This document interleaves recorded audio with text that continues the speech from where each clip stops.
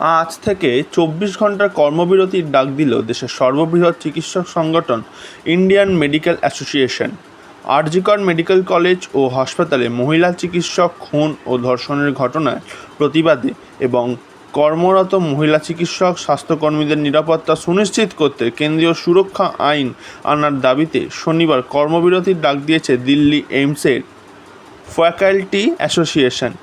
এইমসের ডিরেক্টরকে চিঠি লিখে এই সিদ্ধান্তের কথা ঘোষণা করেন তারা। নোটিশে জানানো হয়েছে জরুরি বিভাগ ছাড়া বহির্বিভাগ, ওটি, ল্যাবরেটরি বন্ধ থাকবে। পিজিআই চণ্ডীগড়ের তরফেও সার্কুলার জারি করে জানানো হয়েছে ইন্ডিয়ান মেডিকেল অ্যাসোসিয়েশনের তরফে যে কর্মবিরতির ডাক দেওয়া হয়েছে তাতে সমর্থন জানিয়ে শনিবার বহির্বিভাগ, রুটিন অস্ত্রোপচার বন্ধ রাখা হবে।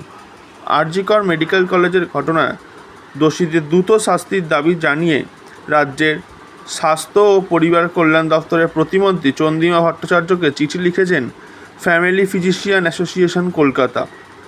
অন্যদিকে কর্মবিরতির সিদ্ধান্তকে সমর্থন জানিয়েছে West Bengal doctors forum, association of health service doctors সহ বিভিন্ন চিকিৎসক সংগঠন।